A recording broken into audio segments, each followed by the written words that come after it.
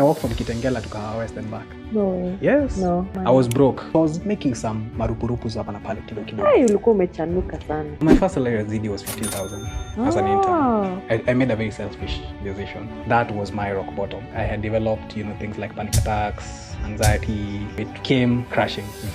I failed myself, primarily, one, and I also failed my family, and I also failed my friends. Looking back that is very selfish, by the way. It's a very selfish act. And luck smiles to, those who dare. Don't be mediocre. Don't settle for mediocrity. That's on period.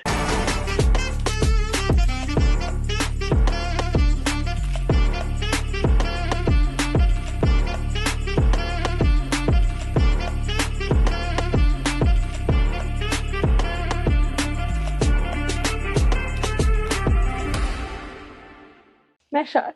Oh. So good to have you. Good to be here. I know someone who is so excited about this one. Many people, actually. Yeah. Glad to be here. Okay, I want you to meet someone. Okay. And I want you to introduce yourself to them. Where you are now. Tell us a bit about them and where you are now. Okay. So this is Meshack in 2016. Here he's talking to the former First Lady in this picture. And at this point, it's interesting because he didn't know, or rather there were no expectations for his life. And what I mean by that is I was at a point in my life where I knew I was going to excel after fourth form, but I didn't know what was going to come next. Does that make sense?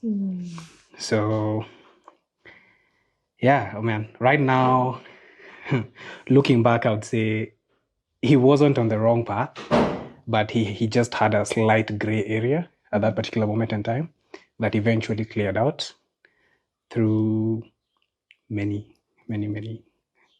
influences and factors.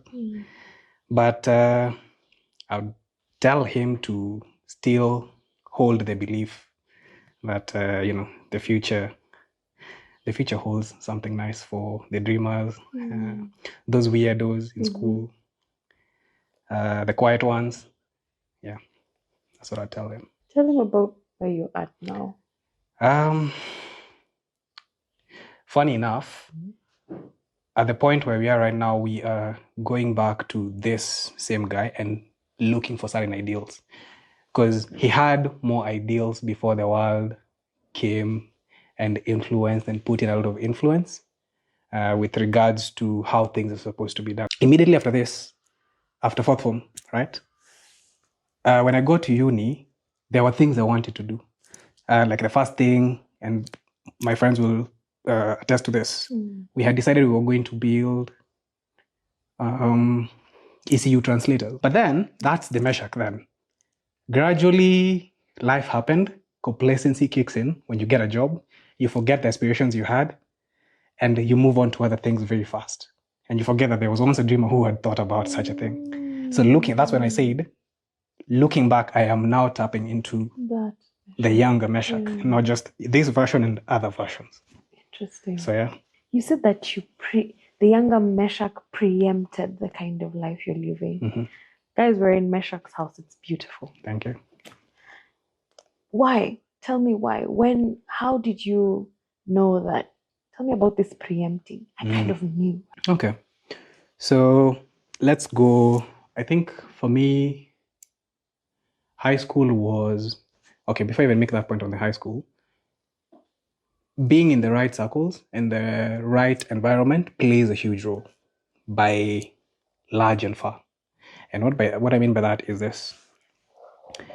On the week preceding the 19th of February, 2013, we reported to school on the 19th of February, 2013. High school. First form.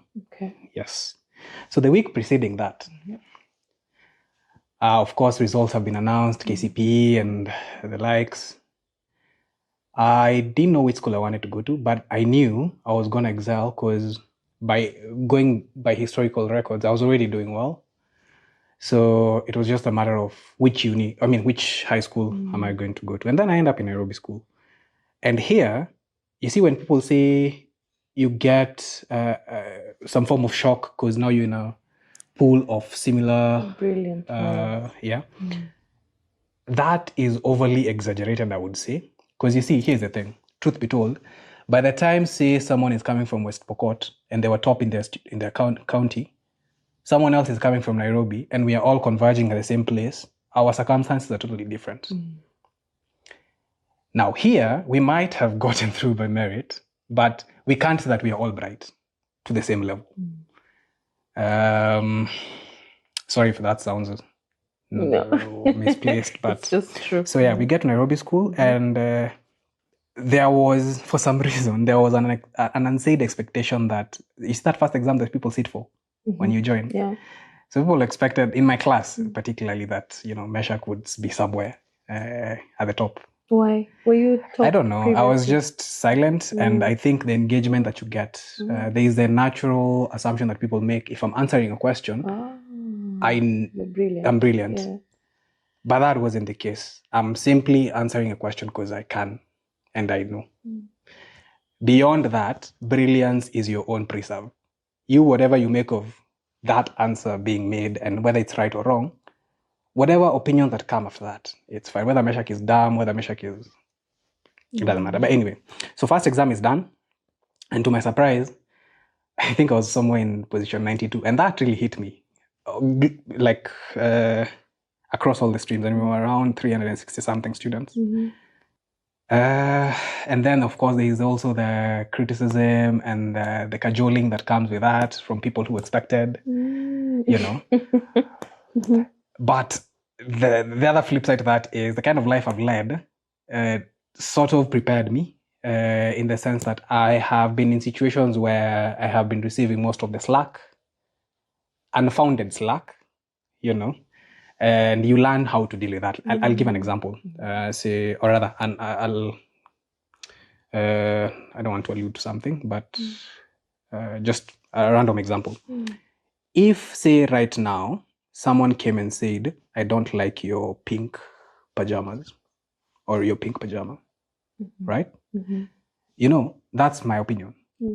And the basis of me not liking pink is entirely me, not you. So it's the same thing. When people come up to you, by virtue of being smart, there is the unsaid and the following notion of it that teachers you'll be predisposed and you'll naturally have a proper relationship with certain authority and authoritative figures in school. And that can be misconstrued to different levels. You know? So yeah, depending on who you are, depending on who Meshack was at the time, how I would have handled it is different. But I think also that helped.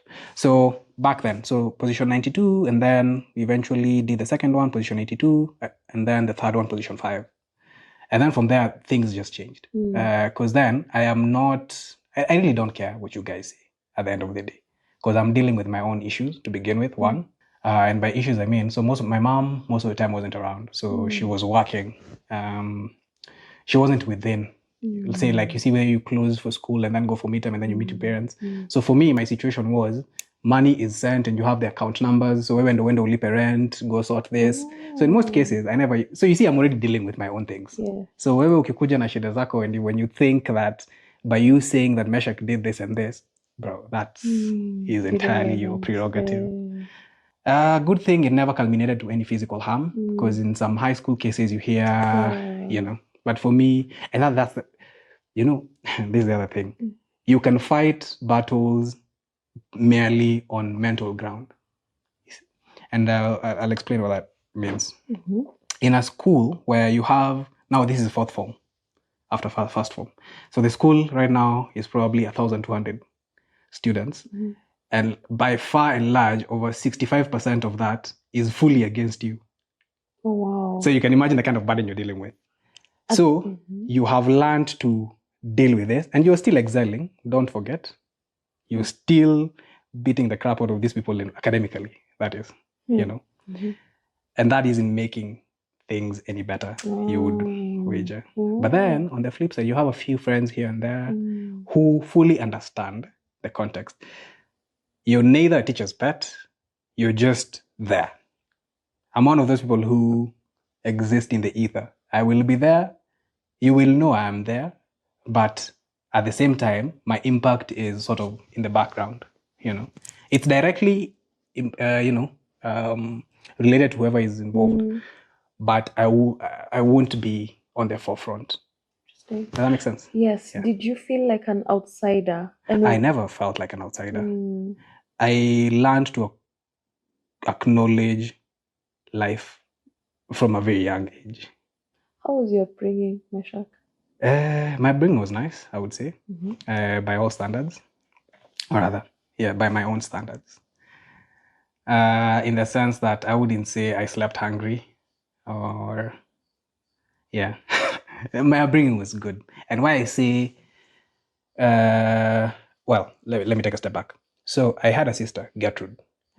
Gertrude was born in 2006 and died in 2007 because of meningitis. And this will draw into some later stories. So when Gertrude died, I think to some extent I blamed myself.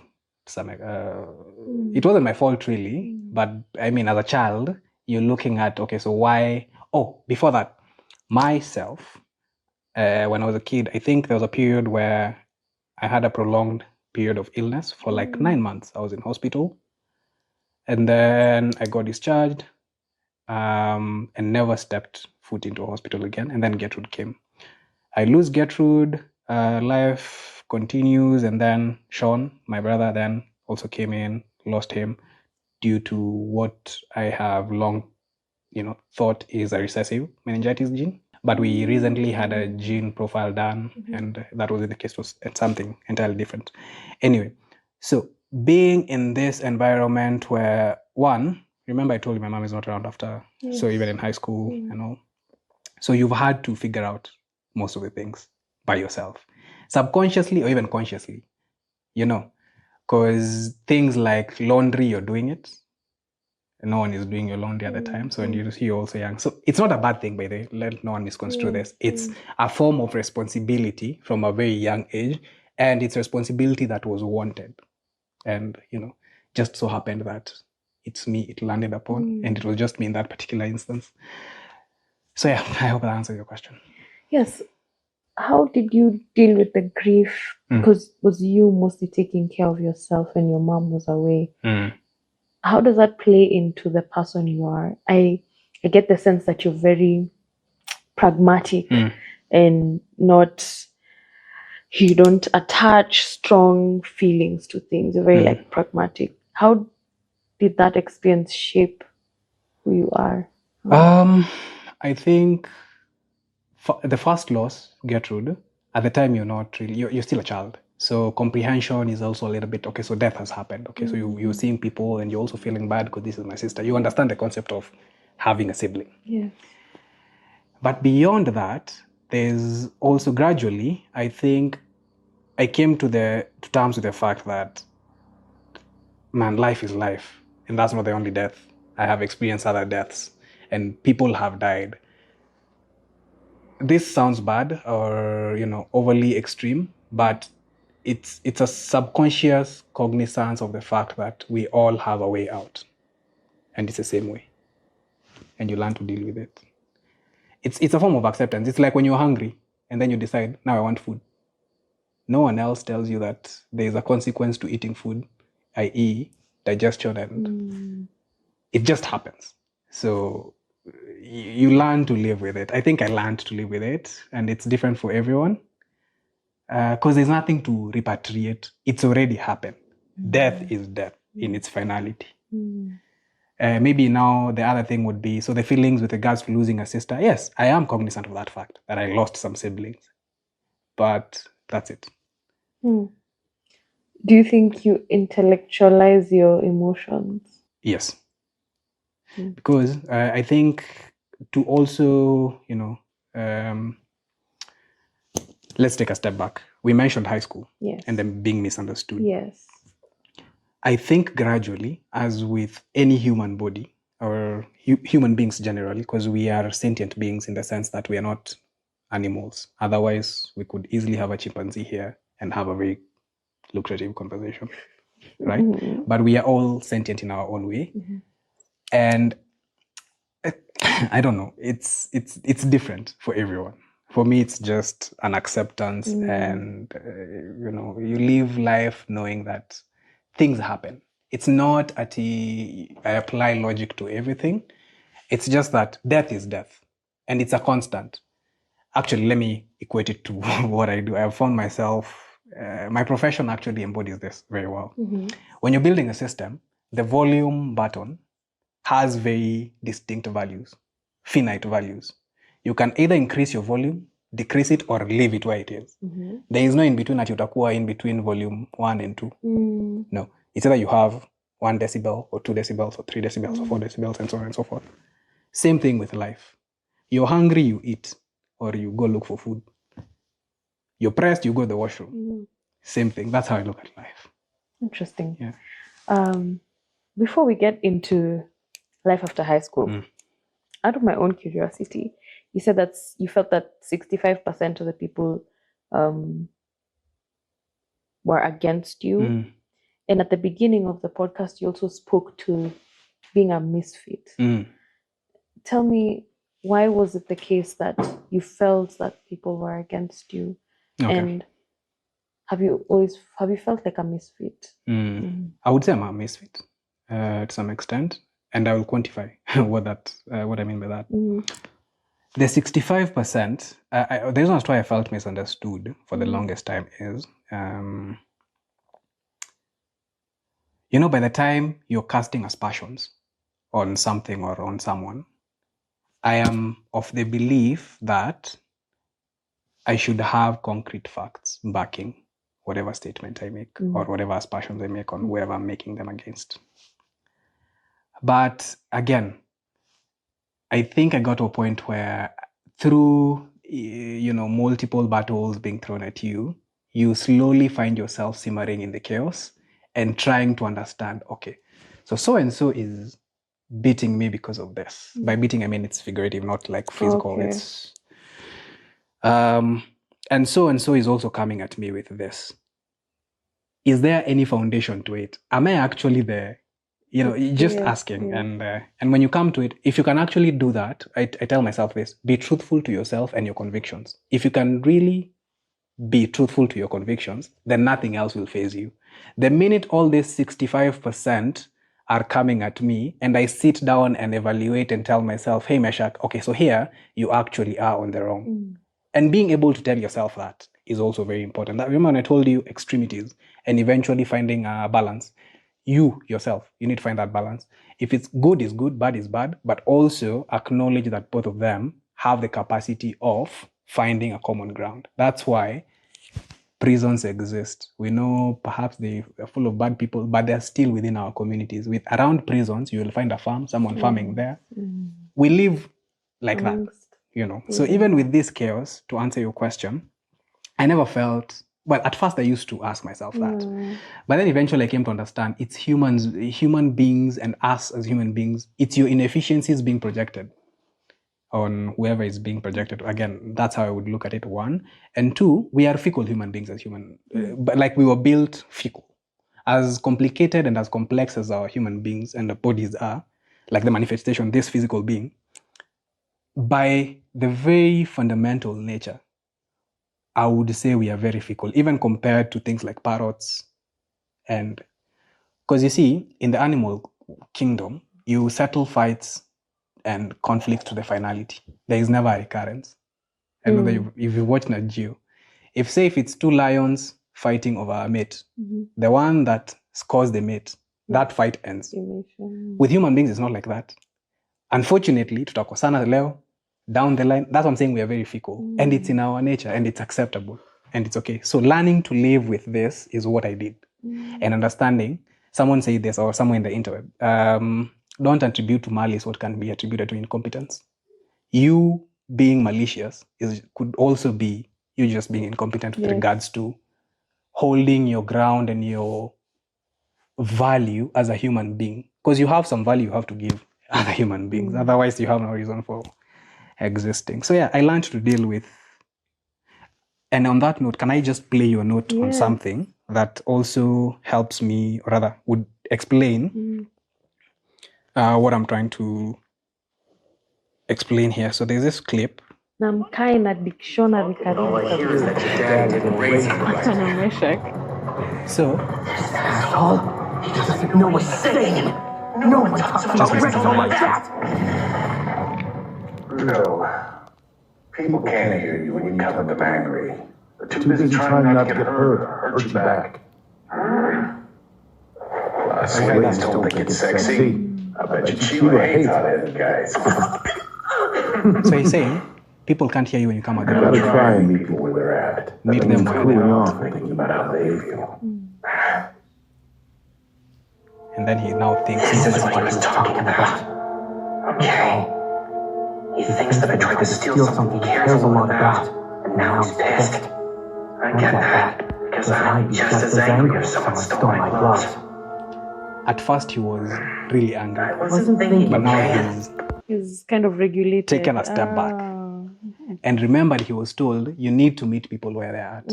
Same thing I did, and rather that's how I've been living. And remember I told you a burden that you have to bear. What now people call being a bigger person or being the bigger person is you bearing that burden and knowing, okay, so this is a situation we're in. And for the longest time, that's what I've been doing, and that's how I've been coping. So even that 65% never got to me. And in a way, it also helped me get a better understanding of myself by doing self-introspection. Because the minute you're receiving all this, you begin to ask yourself, could it perhaps be? Another example, if you live in places where people used to call ploti, you know, unajua ploti? See apartment? Yes, ploti, proper ploti. If neighbor number 3 across akuja kuambia, hey, mama nani, niliona mtoto wako pahali na hakifanya hivi haikuwa mzuri. And then neighbor number 4 comes and tells you the same thing. And a completely unrelated neighbor from the other ploti comes and tells you the thing. Ay, bwana, then you are definitely... So that's where the introspection then comes in. So what I understood from that, I was also at fault to some extent. Because high schools are high schools. And this is a developing, you know, these are 1,000 hormonal boys who one feels like they're too macho and they have muscles now developing. Now they feel like they can be in everyone's business. Another one feels like they've started catching kidogomanis hapa na pale, or ladies have started giving them attention, and now there are a lot of factors. And when it comes down to the fact that there is one particular boy who has favor all over, but by default, kutakuwa na issues. I'm just blessed, guys. I'm just blessed. Okay. Very interesting. Now, this brilliant Patch alumni anaingia med school. Why med? Because your interest in computers began in high school, Form 3, to be specific. Yes. You were building apps? Yes. And is this what you presented to the... Yes. Oh, wow. Yes. So why did you go into med school? Okay, so there are 3 kinds of students in med school. One is a student who genuinely wanted to be in med school from the word go. They put hard work into it, and eventually they found themselves. By standards then, now I don't know how these people do it and the placements, because I had unaweza pita alafu ujipate. So I don't know how it works nowadays, but then JAB and KCCPS would do. So anyway, that's the first kind of student. One who exerted themselves and found themselves in med school by genuinely wanting to be there. Okay. The second group of students is a student who had the capacity, in the sense that they were bright, they sat for the exam, they passed, wakaitwa, and they were like, you know what, let's go see. And then the third one is now parallel students. I want to do it, I can pay, let me go do it. So maybe I was in this second category. Unfortunately or fortunately, I found myself. And you had no resistance to it, you're just like, okay, let's do this. So at first, no. But when I got to uni, I tried some things, and we will get to that story, because uni was also an interesting period for me. Yes. Interesting. Yes. Now, biomedical engineering, right? Yes. It's similar to med school. Yes. Oh, I did not know that. Well, the foundational units, so it was med, but the specialization would have been biomedical engineering. So the foundational, so you have people of med lab, you have pharmacists, you have MBCHP guys sharing common units during the first foundational year, and then people sprout into different trees depending on what departments they're in. So at this point, are you thinking about tech? Yes. Really? So uni is interesting for me. I didn't have the typical uni experience that other people have. Okay. So we, of course, report to school, people settle in. And I remember I told you I was good in math, right? And when I'm joining campus, so there are things that have happened after high school in my life that, after we finished high school, there's a period in between when some things happened. So life wasn't so good on my end. So because I had to even go stay with an aunt for a while. But when you join campus, so I'm also broke. That's all I'm trying to say. The kidogo money that you're given suffices to some extent, but you also need some supplementary, Are you home at this point? When we're reporting to uni? Like after high school, your period, will you go home? Yes. And your mom wasn't there, Yes. she was still out. Yes. So were you alone? Yes. Oh, yes. I see. Yes. So it was tough being alone. By this time, I'm used to it. And okay, but money-wise, ilikuwa tricky. Yes. Okay. Because you see now, I'm also a young budding teenager. Of course. Or man. And of course, I remember, let me give a random story. So this time, my friend Joe will attest to this. So in third form, my mom wasn't around. So we have this place where we used to stay. There were these uni guys. So, and this one weekend, they were planning a birthday party. Was it a party or some sort? And then Brian tells me, hey, Meshack, kutakuwa na party baadaye. Si mnaweza kuja na beshte yako juu. So me being as naive as I was, I thought it was a regular party, And this time we're in third form. So we go in, later on, we come at 9 p.m. And then we find these uni people, and things we have had. So babes dancing and all that. So there was a Del Monte on the table. So mimi niko hapo with all my innocence started. But Joe, Mungu anakuona where you are. So somewhere along the line, nika bleki. Altered alcohol. Yes, that was my first experience with alcohol. I don't know why I told you that story. Where were we? You were broke. So we were broke. So I remember this same Brian who invited us for this party. After fourth form, this one time I wanted to go for a basketball date. Na sikuwa na do. So Brian akaniambia, shika hii thao. Brian gave me a G, I remember. Basketball date with a... It was a dude, some dudes, and also, like it was a date, ile maboys kwenda kucheza, but then so of course kuna snacks, mtanunua. Now, of course, you have to chip in. Something. See ball peke. Ball, of course, iko hapa. Na mtu already shakuja na ball. What else are you bringing? Anyway, so Brian gives me 1,000 shillings. And I still remember that. Anyway, so we go to uni. I am broke. I was good at math. So tukifika uni, there are privileged kids who do not want to sit in their carts. Okay? Which carts are this? Econ and stats. Mimi siko, that's not my course. But and this is not admission of guilt or pageant or any other form. All I'm saying is, time your carts, most unis don't check IDs. They only check during main exam. So I would charge, depending on what score you want to get, like a percentile, say if it's 40 to 50 or 60 to 80. Wow. I would charge different rates and sit exams for econ and stats people. So I did that for a while. And in that, I also started attending some CS classes. So I'm still doing my own things on med school. But once in a while, I'll pop into the CS class when I have free time, huko. I would also do their cuts, of course, once in a while. And through that, I met someone called Stephanie. So Stephanie, this is also one of those stories for uni. I'm sure you also have like a story of uni that you remember. Yeah.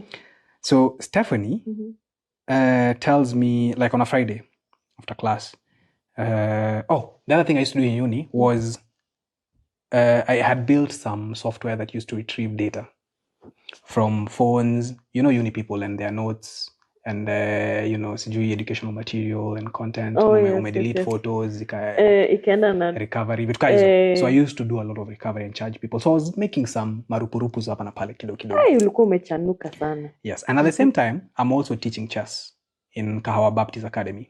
So I had started teaching some kids, class 1 to class 6, on playing competitive chess in KBA, Kahawa Baptist Academy. So Steph tells me on a Friday, we are meeting up with a few friends in Embakasi.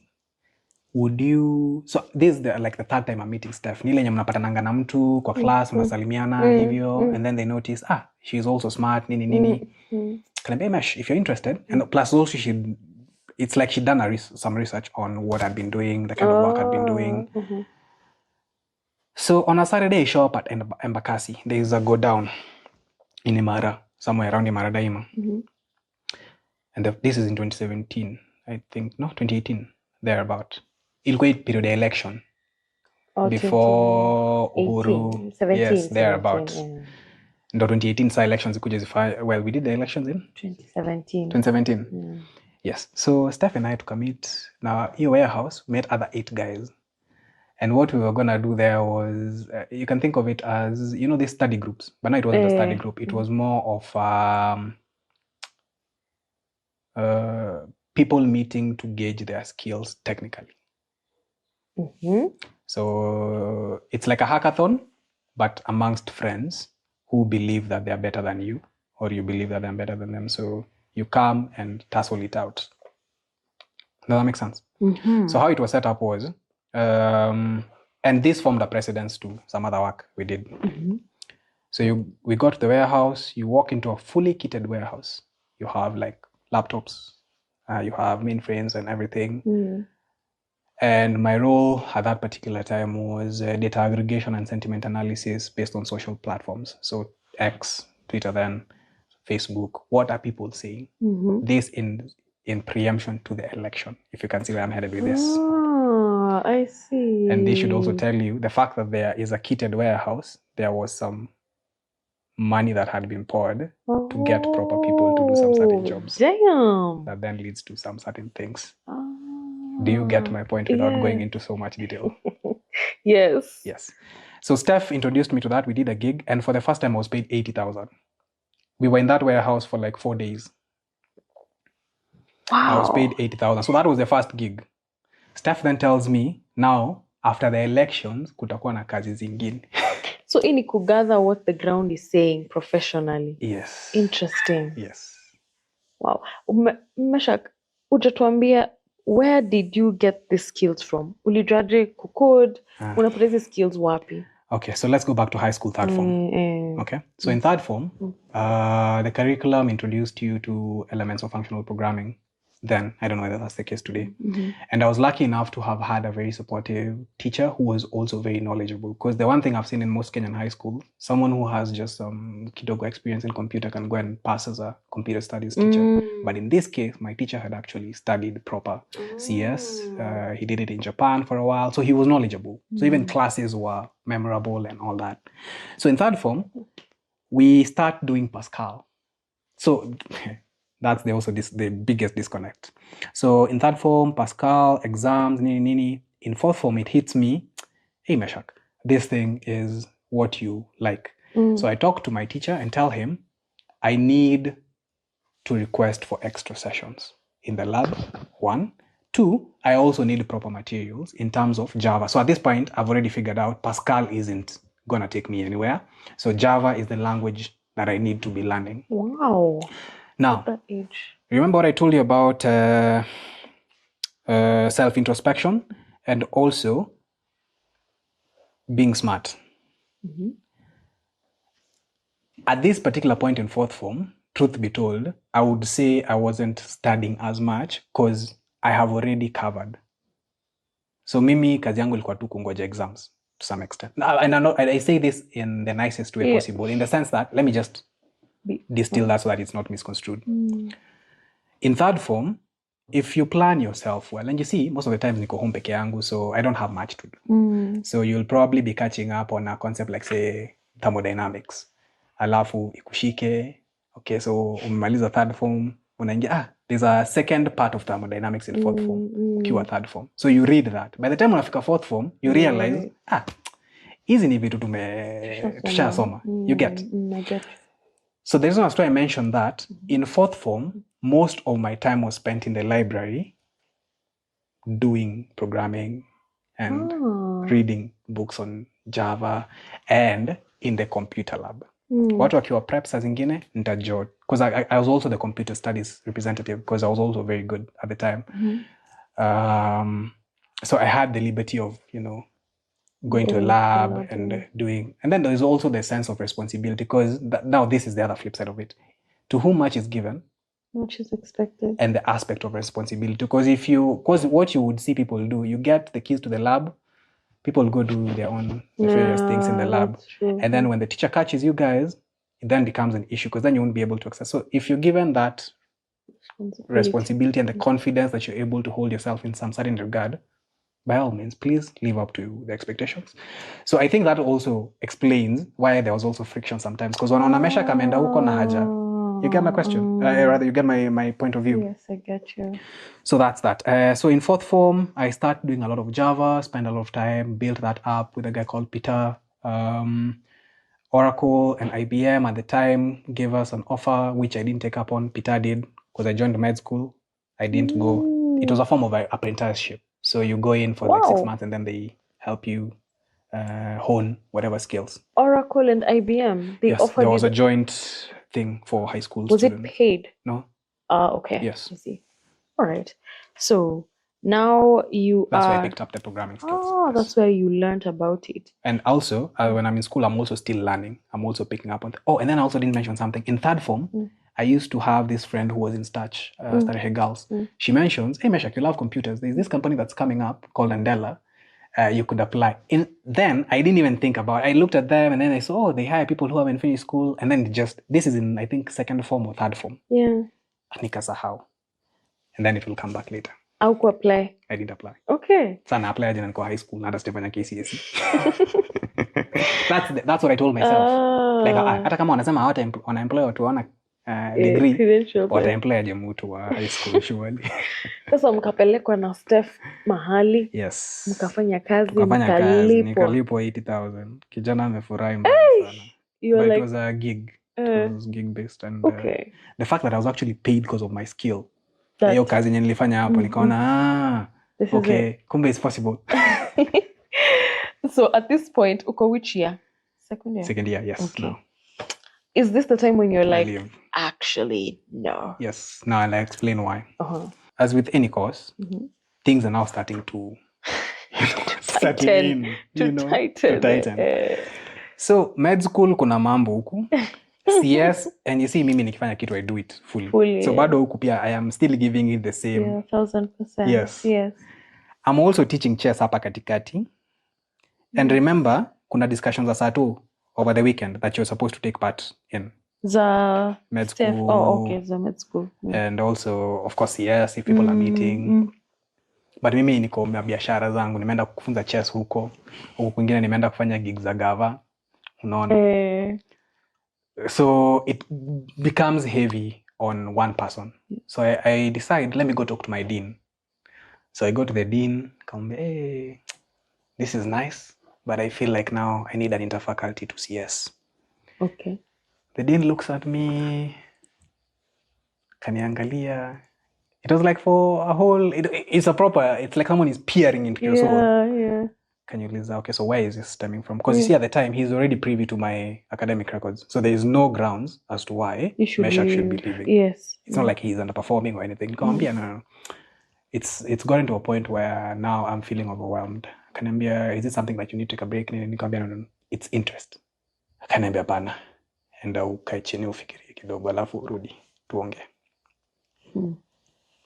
You know, after that, every try to access him, used to be met with, Dina ametoka, Dina narudi, Dina amefanya, you know. Nikafika point, I'm also not one to keep following. And plus, I mean, niko na options. So went to KCCPS offices, Upper Hill. Nimekuja apply inter-university. Sasa si inter-faculty. Juu UNs wamekata inter-faculty. Where else will I go? Yeah. Inter-university. Unataka kwenda wapi JKUAT? Kufanya nini computer science? Hapo pia ikandego. It's a whole process. Yeah, it's quite long. It's a long process. So I think I got exasperated at some point and I was just like, you know what? It's hour. So I just stopped going to classes altogether. Your mom? Now that is an interesting bit. So she only came to realize this 1 year later. And we didn't speak for a whole year. Because there was a proper fallout. Because then you see, how do you start explaining for like a whole year? The kidogo money that you're sending me, niliacha na shule, I got myself a place and I started figuring life out. How do you explain that? With something she does not understand. Oh yeah, and then at the time I'm telling her, Ati, I want to go do computer science. You want to leave med school? She's asking, okay, so computer science. And you know, for them, computer science. No, for her, it was good because my uncle, I have an uncle who is in the industry. But then anajaribu ku reconcile. Una quit med school. Doesn't make sense. Interesting. Hi there. Thank you for staying on this far. Little commercial break. I want to honor the very first video we ever did on Young Techies. It was with Grishon. You can check out our oldest video. Still one of the most commented videos that we ever did. And one of the things that propelled me to continue with Young Techies. Fun fact about it, Grishon went to Moringa School, and Moringa School has been a partner throughout our journey. They have also been a key supporter in the tech ecosystem in general. So if self-learning is not for you, you'd prefer learning in structure, learning with people, then check out Moringa School, learn about their courses. The link is in my description box. Enjoy the show. So you decide, I'm thinking about someone who's convicted to, you said there was no interest. So there's someone else who's also doing something where there's no interest. Probably they're in computer science, they're in business administration.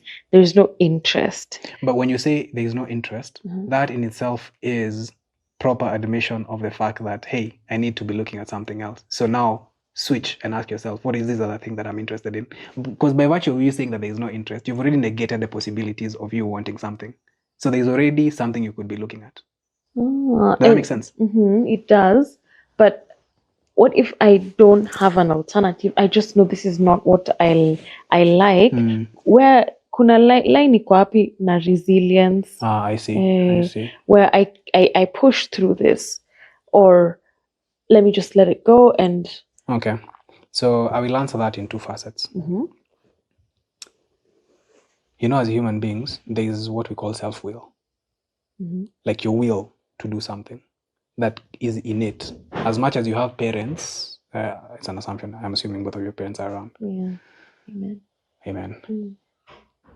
If you're doing something out of an attribute of you being indebted to your parent, that is not self-will.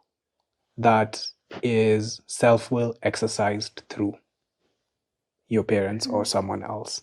Now, to answer your question, if I know for a fact that computer science, I'm feeling, 2 years up, no.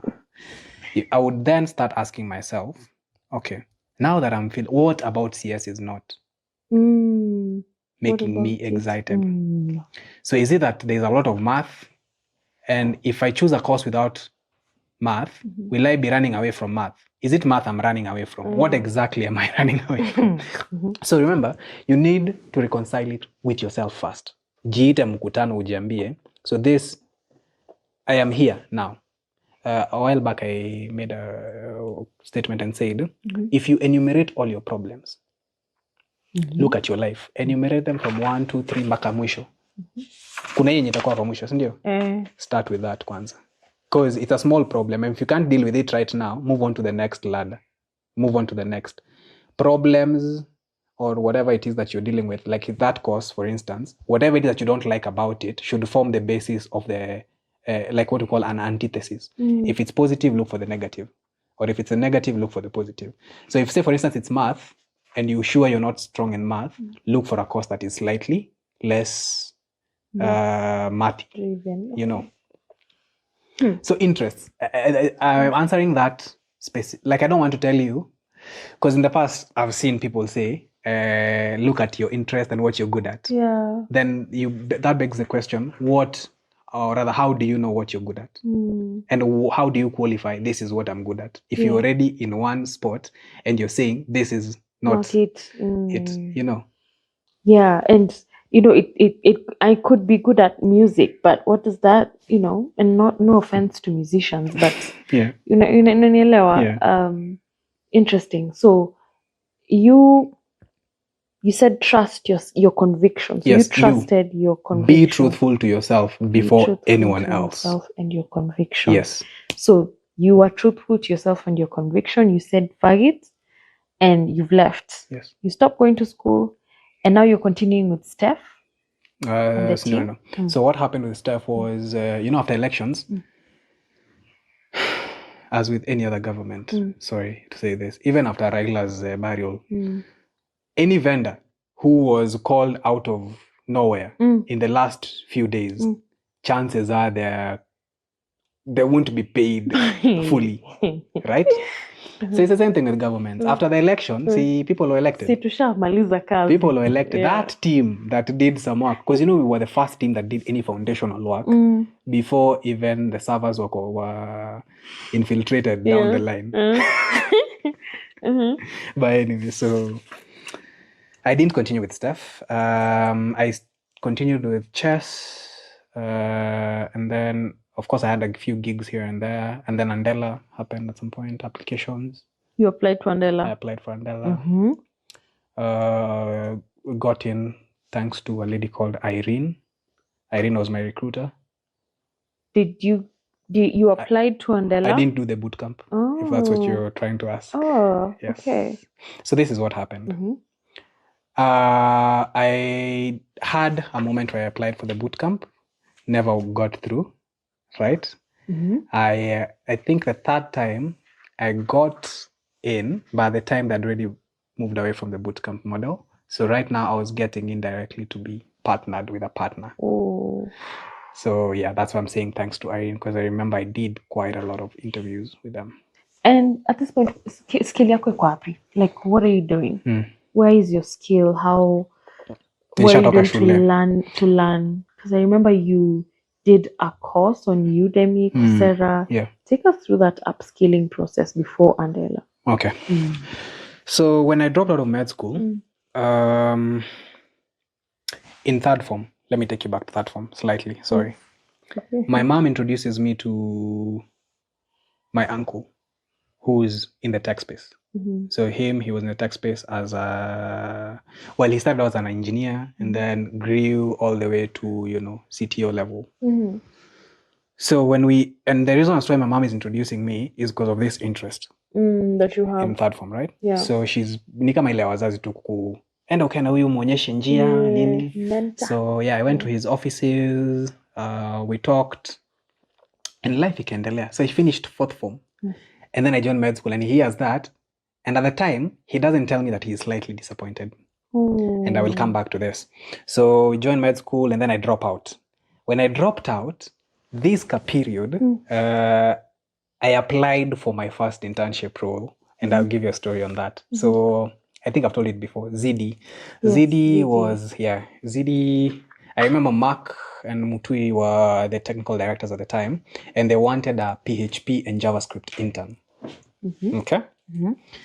So Meshack comes across this listing on iHub's iHub job listing. iHub used to have on their website, they used to have a job listing that would so companies would pay iHub and then they would list I don't know if they still have the job listings page. Or Fuzu also. Fun fact about Fuzu, I was the first developer they hired. They interviewed for the front-end role with Juicy. Juicy is their CEO. Back then, before even Fuzu was popular. Yes. Interesting. Anyway, so I interviewed with Zidi, and I remember that first interview. And this was interesting. So remember, I've applied for a JavaScript and PHP intern's position. I have no experience with PHP. JavaScript, yes. JavaScript, yes, because I've done a few things here and there. C and Java, I have worked with. PHP is nowhere and this is a point, I'm going to lead to a point to anyone who is listening to this. I apply knowing very well that I'm zero PHP. We get, the interview was at 10 a.m. somewhere on Olengurone Avenue. And I get there and I meet these dudes in, Suits. dudes of dress. No, not suits, like, devs and engineers dressing. Hoodies. Yeah. No, like they were, but it was neat. Like they were Okay. looking neat, and some of them had MacBooks and proper machines. I remember I had a Lenovo that had 2 GB RAM and I think 500 gigs, and it was heating proper. Even you look on watch, anyway, we get in, and I remember, so Mark and Mutwiri walk us in. We were like 3 of us interviewing for the same role, and the sheet told us, we want you to build. They didn't use an API. The term wasn't an API. It was a service layer to fetch data from a backend and display it on a front end, right? So this guy on my right gets down to it, and this other person. So I'm there asking myself, unajatumia jina API? They had used a service layer or something. I can't remember what they had used. So I was a little bit confused. And then I reached out to Mark again. Hi, excuse me, Mark. So I'm reading through this, and is my understanding correct when you say you want us to build a service, meaning an API? And then he says yes. So that clarity was also important. The reason as to why I asked that is I didn't even ask about the PHP bit. Mimi nilienda nikaandika JavaScript yangu safi na nikamaliza na nikaondoka knowing tunataka mtu wa PHP, wacha nichome tu time. Now that I'm already here, what's the worst that could possibly happen? Na niende home. 2 weeks passed by, and Mark and Mutwiri, now the technical directors, send me an email. Hi Meshack, could you be available to come in for follow-up based on your interview? And then I go in, and then they ask me, you saw this was a JavaScript and PHP. Why didn't you use PHP? And I was very honest. Nikawambia mimi PHP, I don't know. But given that it's an internship that you guys are looking for, not a full-time role, if given the time, I can on-ramp very fast. And luck smiles to, those who dare, and they accepted. So we got in, and I think ZD for me was a foundational role because, you see, it was a startup in the sense that, and the PHP that I found these guys writing was not your regular Laravel and the likes. Yeah. It was some old flavor called Cake PHP. So kwanza, the thing is with legacy languages, the community support is also kidogo. So meaning, if I'm running into a configuration bug or a bug with this, if it's not been handled, na haiko kwa doc, ni mfigure out kivyenyu. Mkae chini hapo brainstorm. So they got a bare metal server, and they tasked the intern to start setting it up for a deployment environment that will deploy the whole company's infra. So this should tell you something. The belief they had kwanza, I think I wrote some really good JavaScript code. Ndo waone. Okay, PHP anaweza andika pia tukimpatia time. You see? And then over time, I set up the server. So that also introduced me to the aspects of hardware, the hardware aspect of things. Like when you're writing code, yes, na deploy, you probably on your phone, where is this app hosted? Those are the questions I used to ask myself. And gradually, through working on that, I was able to learn. Yes. Interesting. So after you've gotten your job at Zindi, what's your first salary? Because you moved from 80K. But you see, that's not a salary. It was just a gig based. Just a gig. Yeah. What was the pay like? So my first salary at ZD was 15,000 as an intern. Wow. Yeah. And something else I should mention, at this point, we've already founded a company. I have been part of a company that we are on the verge of selling down the line. Wow. A company called Tajiri. That was before you got into ZD. So the seed has been planted. The seed for Tajiri has been planted in the sense that there is some code somewhere that has been written that is not mature enough for the product to function. But when I'm at ZD, we now start building on it, and Tajiri picks up. Wow. Yes. All right. So you're partly building Tajiri, while working at Zindi. Yes. Zidi, sorry. Zidi, yes. Zidi, and you're earning about 15,000. It's like a gig. Yes. All right. And for Tajiri, I'm earning a stipend of like say 15 also. Because so the platform eventually, you know, when we started, when it launched, the platform became self-sustaining. So I would get some kidogo chums here and there from the platform itself. Okay, so take us through this. Nataka picture kabisa. You left med school. You haven't spoken to your mom for a year. Yeah. Are you still living at home? No. I have my crib. You moved Remember out? when I told you they are sending money and I'm paying rent while also figuring things out. So remember when you asked me, Yes. did I tell my mom? And then I told you later on she came to realize, only after I told her the money you've been sending me, I've been using for upkeep and sustenance. Okay. So at what point did you move out? Second year at some point. Yeah. After this thing with Akina Steph, actually, I left. Out. Okay. Yeah. Yes. After the thing with Akina Steph, because it also became very dicey with that group, because then the people I was with also, the kind of work we were doing and the kind of work we did then, and you remember the atmosphere afterwards. Yes. So we needed also to be kidogo safe. So all the time you're living outside your parents' house. Yes. And you're paying rent. Yes. How is it? Is it difficult? Can you manage? I am managing. I am managing to some extent. Yes. Would you term this as your broke season? Or not broke really, because there was abundance in its own form, I would say. Because you see, look at it this way. If you, that moment when you're thinking about and saying you were broke, were you really broke? There was still something. You didn't have the abundance, right? But there was still provision, and that's how I looked at it. That. So I wouldn't say.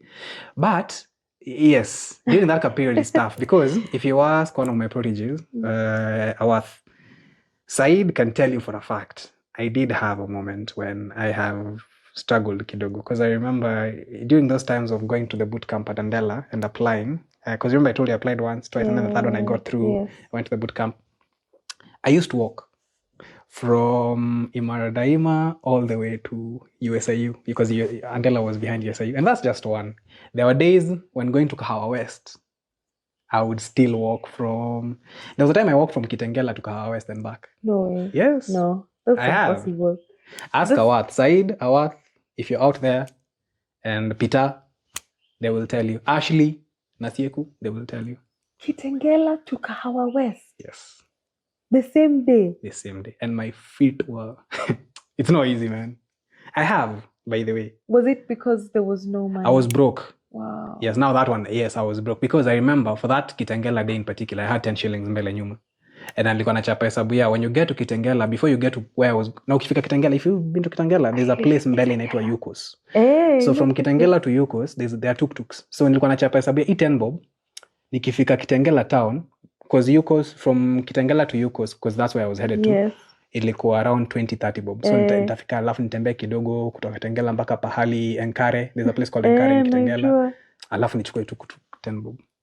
Ole wako ushaisikia tuk-tuk ya 10 bob. Nilitembea mpaka home. Nilikuwa nafika home kitu, I think 10 p.m, 10:30 p.m. Ashley can, because Ashley will relate to that. Na akina Awath, I will tell you. How many hours? It was, because nakumbuka nikitoka Tao, Haile Selassie, that day when I was going to Kitengela, now nishafika Tao. Haile Selassie nilikuwa around 3:30 p.m. na unasikia nilifika home saa ngapi? Because it was the main road. Mlolongo, unafika Athi River, ile roundabout, una turn. Hata sikupiga ati kukata katikati nyingine nitoke ile petrol station. Nilipiga hiyo roundabout tu wenye iko. Wow. Okay, that's hiyo interchange ya Athi River. Najua. Piga unapanda na hiyo time ulikuwa unaenda, was it work? What was it? Kutafuta, yes. You were looking for work. Tell me, when was this? Can I remember? 2019, I think. 2019, 2020. There. At like, was it the time before ZD? No, it was before ZD, I think. Before ZD came through. Yeah, actually, correct. It was before ZD, because I remember during that time when my ZD contract came through, I lost a friend, Fred's brother. May he rest in peace. And I remember, so he had kidney failure. And during that week, I am the one who was taking him to the hospital for dialysis. Not even that week. For the longest time, I'm the one who had been helping Fred, who's my friend, take care, because Fred was also working at the time, and he was also helping me to some extent with some, marupurupu padapad when I take his brother to hospital, Nairobi West, for dialysis and the likes.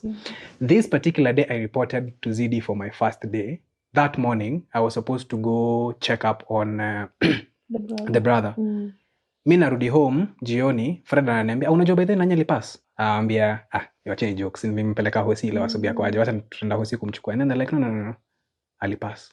The one day when I got my so yes, it was before, that's how I remember. It was before I got the ZD contact. But to some extent, again, this is where the superstition also comes in. Because Fred and I were saying before his brother passed, there was a very tumultuous period in between for both of us. Him, because even he had to sell a couple of things. We were doing business together. So Fred is a translator. If you search my name, you will see a pros.com profile that is a Swahili translation. So I used to also translate. I have a certification still to date. So I can translate. I'm a certified translator, by the way, let's say that. So from English to Swahili. And then the other people who do other languages, but Fred runs an organization for translators. So we were doing work together, and he had also employed his brother. So hii day akiniambia amekufa, you see I'm also... Anyway, so yeah, it was before. So this time before, you ulikuwa na hustle? Ilikuwa na hustle. So Fred ananipa hapa 2K na hustle. Denye hatuendi hosi, nimeingia huko kwenda kufunza na chess. On the side, Ashley is like a sister or a cousin. So nikiwa kwa room, anakuja hapa anaona tu vitu za green zinaandikwa, anashinda sasa ukijana nini anafanya. So at the time I'm still also on Udemy, learning, building my own pet projects up on a pale, understanding. Okay, so these people are saying a back end. I'll give you a very what do I call this? A moment I remember for my career. I remember someone mentioning a lady. Either it's Lulu, she's at Microsoft right now. Ukiingia huku kuna kitu itwa postman. So at the time, nimesikia postman. Ini nini? What is this behemoth? Akaniambia you use it to make API calls if you need to test your APIs. Mimi at the time don't even know. Like why would I even need to test APIs through a third interface? Unafanya request na unapata response. So anyway, I remember not knowing what postman was. And at some point in my career, later on, I did some work with Postman. So later on, I was like, yes. Full circle. Full circle. Interesting. Wow. Okay. Yeah. Before we move past this period, what exactly were you going to do in Kite? In Kite? I was staying there with some friends. So you were looking for a job. Yes. Okay. At any point, did you think, okay, I should quit this because you're learning, you don't have that much money, but I get the sense that you still had some optimism. Here's the thing. You asked me, I've left school. What happens? You see, at that particular point, there is something I've already reconciled with in my head. It either works or it works. Because one, you have gone on against your word by the virtue of you being in med school and your parents and your mom acknowledging that you went to med school and they supported you on that. So I've already negated on my word, if I can put it that way, by dropping out. So hapo kutakuwa na malawama mingi. If it should not work, I will have a lot of questions to answer. So whatever it is that you do, now this is me telling myself, wherever you go to, whoever you meet, one thing has to give. And whatever it is, let it find itself. And in this case, I knew what it was. Find a profession in this field that was green, I would say then. Because you see, during our times, the companies that we knew were good engineers work for Safaricom. Then. Google. No. Then. I mean, we are... Google ni mbali, bwana. Google ni kama... You saying that in the future, we are shooting at Mars. It's too far. It's too far. Yeah. So locally, hata ukienda home, uko ushago, you ask one bright student, which company would you want to work for? If they're interested in tech, they will tell you Safaricom. Because it was the biggest company at the time. But then we found the likes of Akina Jamii Telecom coming in. They started employing people. You have the likes of Akina Jumia started slipping in. And then the biggest one of them all, Andela. Andela opened the doors. Whoever faults Andela to date, I will never. It played a huge role. Yeah. do you think there's a significantly was it easier earlier on in tech to get into tech? Because I get the sense that there was some ease to it because it was new, it was fresh, it was such good timing. Or is there a difference now and back then? So I will say this. Proliferation in itself, the concept of something growing or diminishing, is influenced by the factors within. The profession we're in, engineering, software engineering, or IT, or mutu wa mkono, however you choose to call it, as long as you're in the IT or technical space, back then, the cake was finite, and it's still very finite, right? It's the same cake. It's just that maybe you have a few companies that are propped up, the way people handle and do things has changed or gotten better. Like right now we're talking about AI, so efficiency has also improved and the likes. But the core is still the same. Workers are still doing the same thing. It's just that right now, to anyone looking at this and saying that there's been an influx and a surge of engineers in the market, what you need to do is now stand out. And by standing out, what I mean is a good LLM right now can write and spew code that, say, it doesn't fully pass for good code, but it's amenable code. It's code you can take and tweak, and if you know what you're doing, that is. I'm not talking about vibe coders. Not just get whatever it is that you get, and then even with vibe coding, there's an art to it. I would say it's like vibe coding in its raw form is get your nyanya, get your kitungu, get your hoho, get your capsicums and whatever, mix them together and call that a meal. It could be edible. It could serve its purpose because you're looking for nutrients. But it's nasty. Exactly. So that's the same thing. So there's still an art form to it. So to answer your question, right now, opportunities are still there. It's just that wages have come down, given that, as with any company, they will put the blame on the advent of AI and the efficiency being diminished on human beings. And by that, the way you will justify that is kidogo remunerations to certain roles, i.e. junior roles perhaps, and even some mid and senior roles. But what I would say right now, it's become more and more important for you to be specialized in a particular thing, i.e. I'm sure right now if you talk to someone, they would tell you, Meshack is an engineer, okay?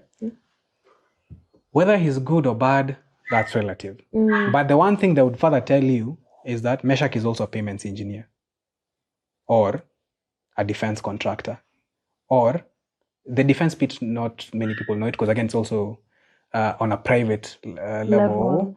But majorly because I've worked in fintech publicly and people have probably caught one or two things me working in fintech, then they would probably tell you, yes, Meshack is also a payments engineer or a fintechs engineer. But on the flip side, I also have a specialization with, because these people I'm working with in the defense contracts, they know we are hiring this guy because of a particular skill set he has. And that's more on the hardware side, not even more on the software. So you said there's still opportunities. There are still opportunities. Just position yourself well. I'd like to dive into that. Positioning yourself well. So someone's seated at home and they've basically gone above and beyond, have a portfolio. They are working on their skill. And they're hearing from Vian's channel constantly or whatever, on TikTok, on Instagram. Position yourself, put yourself out there. But as I look through your story, I also see a really successful engineer who's managed to be very private and not necessarily like loud online to put themselves out there.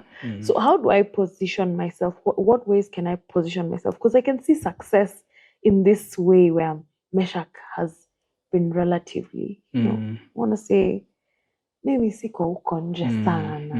Do some I work. see. Yeah. I get your point. In a world where you're told to put yourself out there for people to take note of your work. Yes. Okay, so there are two facets to this. One, I'd say have people that speak in rooms where you're not present. And that's, you don't have to take that figuratively or literally. It could be anyway. As an example, Orao, I don't know if you know Wycliffe. I do. So yes, Wycliffe has not once, not twice, given me gigs, short-term gigs, based off of the fact that he knows I can do certain things, and I have proved myself, and I have not let him down. There are 3 things there. If I recommend you to, this is the first aspect for whoever is out there looking, like they're not as loud, but they're looking for avenues. So as I mentioned, 1, have people who speak to you. How do you get to a point where you have people speaking for you, right? First things first is, I would say, let your personality and your person, you should be amenable to other people. Like, I shouldn't think of Fian and say, so damn. No, it shouldn't be like that.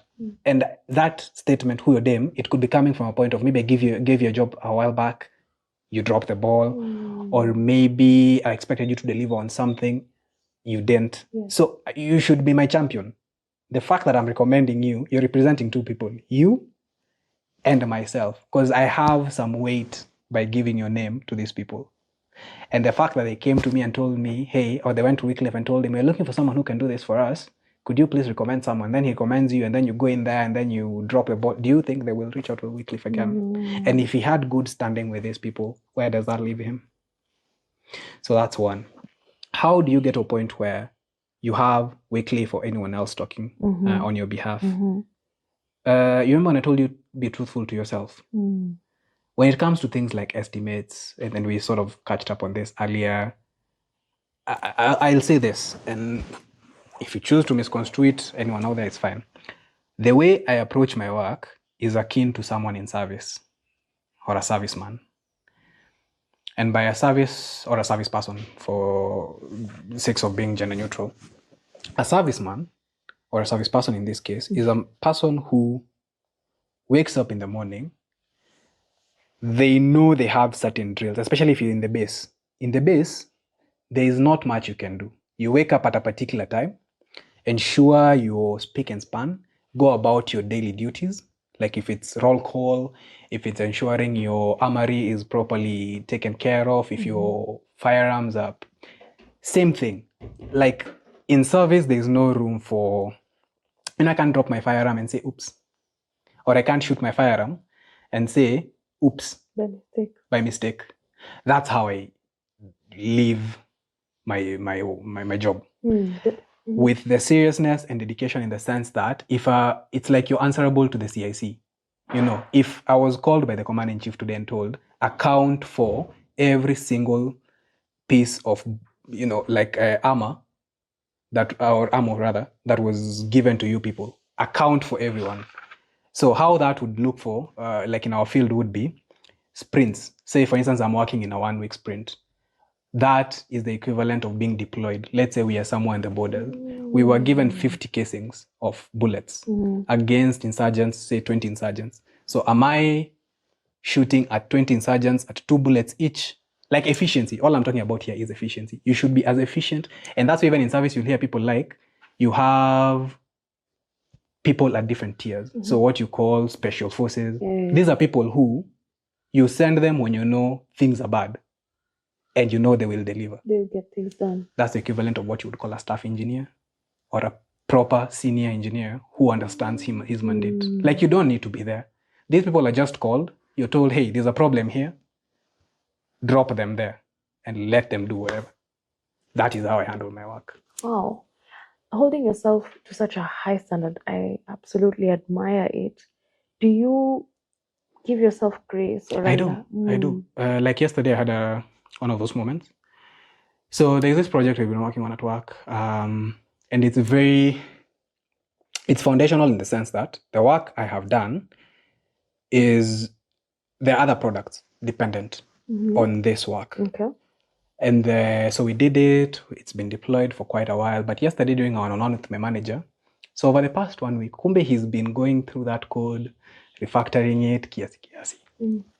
And then jana, doing one-on-one, there's a certain module he chambuad, and it took me back. So one thing I'll mention here, I don't believe in imposter syndrome. For me, it's more of a manifestation or a realization that there is an inefficiency here or there's something missing and you need to fill in that gap. i.e., if your mate is wounded in battle, right? Let's say, I like this because that's how I have whatever. Let's say we were on the front lines, right? And here we are dealing with insurgents, let's say 20 insurgents against, say, 4 of us, right? If one of us gets wounded in the leg, that is not a wound severe enough to make them bow out and tell them, now my leg is wounded, I can't hold my firearm and shoot against these people. It's not your arm that is wounded. So the equivalent of that in our field is I tell myself, here's the thing, like yesterday, I was called out for some, so the code, let me just say, what he was calling out was a vendor we had implemented had some bits of glaring repeated code, and we wanted to remove it into one module and make it reusable and exposed to other interfaces and whatever. You see, for someone else, you might look at, oh, and then this other thing I learned, never get too attached. Because you see, if he called me out on that, I would have been like, nah man, hii code imekuwa hapa for like 2 weeks. Leo ndo umeona hapa kuna shida. Now, ikireview, because you see, there's usually a review process before code is deployed. So he marked approve on this code when it was being deployed. But Jana, if he had brought it up and I had a different outlook on life, I would have been like, Jordan, you approved this code. Why is it that you're bringing it right now? Or you take it personally. Yes, don't take things personally. Remember, you're all there working for one common goal. And you're all employed. It's not your company. Efficiency. Yeah. What makes me, because I think that's such an important facet perhaps to you, also your success, where Wycliffe can see he did a damn good job, I'm going to refer him to another role and another role. What makes you efficient? What is the thing that, okay, I do this, this makes me more efficient than others? Is it time? What is it? Okay, so I will give it in discrete examples. Efficiency for me is, say we are building out, what are we building? A login page. Okay. By basics, we know we should be able to register people. Okay, it's a login page, so here we will have a different module for registration. But while thinking about this login, I think about, okay, so what are the extreme cases? You see, when people say you're paranoid in normal life. Yes. Now, paranoia to some extent is also good, and managed paranoia, and in the sense that, okay, so if this person clicks here and we fire off 2 API requests, and these API requests hit the back end, what could tentatively happen? All edge cases. Yes. Thinking about everything. You remember the burden we said earlier? Yes. Have you seen now how it's manifesting to some extent? Because it's a responsibility you're taking upon yourself. So this is what I tell Luke. Luke is my best friend at work. And we have this monthly check-ins for not even at friendship. Yes, friendship, yes. But also because we started off on the same team, but then Luke moved to a different pod. So his work now on a day-to-day basis and challenges have become different to what I'm facing. So we meet and we catch up on, hey, look, what have you been working on? What are the challenges? Because from his challenges, I can also get, and I also tell him the same thing, and my wins. Like Sasa, for me, my win recently, because we caught up this week, it was on Wednesday. One of my wins here was that core infra that I built out that is now being adopted across the org. For him, he also had a win, and plus, he's expecting a baby and all. So those are some things. So that catching up and holding each other accountable, being truthful to yourself. Like when all is said and done, your conviction is your own. You are your own conviction. I might lie to everyone else. I might lie to the walls. I might lie to the insects and animals. But the truth sits deep in, and it's like when you're walking through one door that has, once you walk through, there's a compartment in between that leads to one room and the other room. This compartment, is somewhere in, it's like I would call it a meningeal line, but it's somewhere in your head, in your being. You know, I am telling the truth, or I am camouflaging this lie, and then that wall is in here. So people out there, the perception, they don't know whether which is which. It's you. You're the only person. So it goes and cuts across everything, be it work, goals, friendships, and the likes. Yeah. So a big part of you being efficient is just being honest with yourself. Yes. And when I'm telling a PM I'll deliver in 3 days, I have looked at the probably whatever, and plus I also know my capabilities. By the time I'm saying 3 days, I would probably do it in like 2.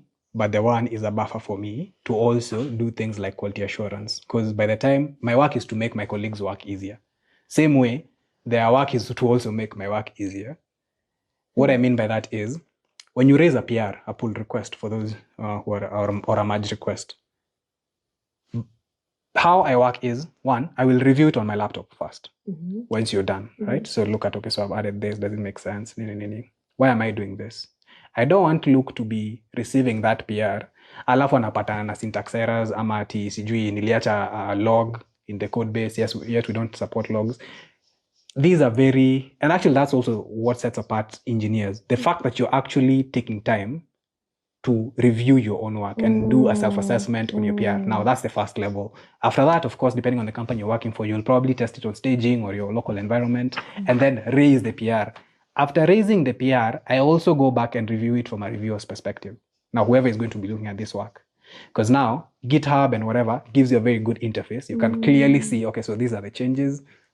Does this change actually fall? And we'll look, understand this. If he doesn't understand it, leave a comment. Wewe mwenyewe, leave a comment hapo kwa PR. So I made this, or I took this approach because of this and this. You know what that does? If Luke was going to suggest an alternative, I've already included it there, so he's seen it. Same way, when a junior engineer is experiencing a bug or a problem, they will come to Slack and they'll post, hey Meshack, I'm experiencing a bug. This is the bug. That's it. That is very bad behavior. And if you're doing that out there, stop it. What I expect you to do is, you've experienced a problem, right? And by virtue of you experiencing a problem, I am sure there are things you have tried. Haukupata tu problem alafu uka give up. And if you're doing that, then that points to serious personality issues. You need to change. Because hakuna wewe ukipata shida, do you just sit and wallow? Yeah. Do you just do that? No, you don't do that. Same thing. Reach out to your mid-level engineer or your lead and say, hi Meshack, I was trying to compile this and I ran into this particular error. By my understanding, this is what it means. I have tried this and this, but none seem to be working. Why is this important? Because maybe I would have suggested this second thing you said you've tried and wasted you would be there wasting my time. I'll be wasting your time and we'll be wasting the company's time, So just give me a download of what you've tried. And then we'll look, okay, so I also thought we were going to do this. Inanipinga chenga, kuja tu. So we sit down and brainstorm. Usiniwestie time yenye hujajaribu kitu, because then you also won't learn. What happens, our brains are not wired like that. If you try to solve something once, you fail, I come walk you through it, and then you understand, and then you try it again. Now, you're learning. We are speaking the same language. Next time ukikuja uniulize hiyo swali, the same way umeniuliza saizi, then I'll know there's also a problem with you. When have you most disappointed yourself? Especially with the high bar that you set for yourself. I can tell you have a very high bar that you set for yourself, and you definitely most of the time.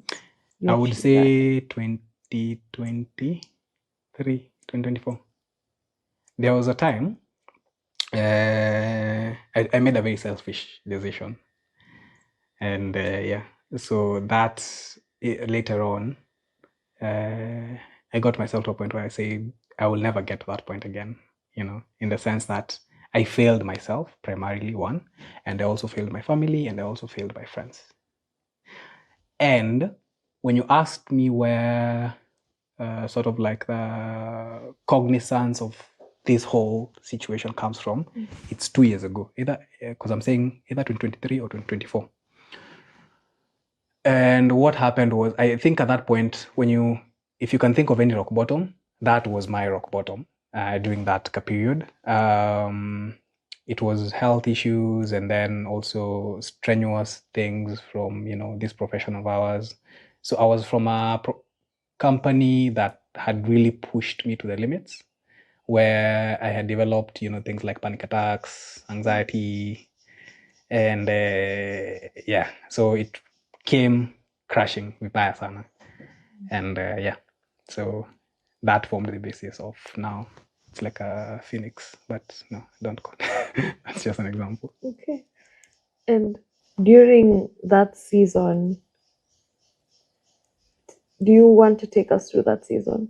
Yeah, I mean, it's something we have talked about in the past. So when we started out, this profession there was a lot that was being said about the profession. And that in turn led people to join the profession based on what was being said about the profession. Money. Exactly. Oh, it's a lucrative. Yes. But on the flip side, there was one other thing people weren't talking about. It's a highly demanding and strenuous job, as much as it's commensurate to the pay. And the flip side of that is, if you're not careful, especially for someone like me who work for me is, or rather, yes, work is something. Big part. It's a big part. And if you're constantly at it, they say if you stay into the abyss for long, it eventually stares back, right? So even with work, if you're not, the more you give, it will continue taking. It will take up until you get your point to a point where you tell yourself, hey, now this, I need to take a step back. So what happened with my case was a culmination of work stress. So, and I'll give an example, or rather, not an example, I'll go into details slightly. So, towards the end of my last role, we worked on a project that covered the whole country. So, I'll give an example. So, think of Fuliza, Safaricom, but now for Orange Money in Botswana. Okay. And the project went well. We launched, but then there were some issues, post-deployment issues. Yes. But then I had a manager who, for some reason, had felt threatened for quite a while. Again, this is my own observation and suspicion. It could be wrong. But I started having conflicts with him in the sense that he would feel threatened. Because you see, I had just joined the company, and in like less than a year, I had been promoted. And I think he felt like I was going for his job to some extent. And that's not the case. And this is one thing I want to tell managers. If you have someone reporting to you who you perceive as a good employee or an performing colleague, it's in your best interest, actually. In the sense that me as Meshack, even then, my truth before any tribunal that would try to convict me for this is that I had no interest in his job whatsoever. Mimi, I was just there doing my job. And people thought it was good. Now, you and your feelings, that is entirely you. Yeah, that's on you. Me, I'm just doing my job. So I'm just saying here, never in my mind had it crossed that I wanted his job. So anyway, conflict started. I've already accomplished it that I wanted to accomplish, but then this is not going to be a safe environment for me, because if I'm constantly being so what had happened was, like he would go to the CTO and tell him there's a module I touched. And Git is very easy to check the history and blame. You go check and you see it's him who had last touched that module that ended up breaking things. So there was a lot of cross-communication in the sense that you're trying to sabotage whoever you're trying to sabotage, but your sabotage is not working because output is seen by not one, not two, not three. So that's the other thing I was saying, have people speak for you. Because you can have two people saying vehemently that this person is bad, but if you have 3 or 4 people who can counter that and speak genuinely to the truth, then you don't need to worry about things. So yeah, anyway, so that company, I ended up leaving and I was in a very bad state. That culminated into, well, that and other factors at the time in my personal life led me to now making that decision that wasn't so good. That put some people in not so good situations. By people, I mean, someone like my mom, some friends, Juma included, so yeah. But then we recovered. By now you should have already caught on to what I'm trying to. Actually, I will continue. Before we go any further, this is a trigger warning. After this message, we will be discussing sensitive topics like suicide. Our guest shares his raw truth from a very dark time and may use strong words to describe his own feelings. Please know if this brings up anything for you, your experience is valid, it is okay to pause or even skip this part.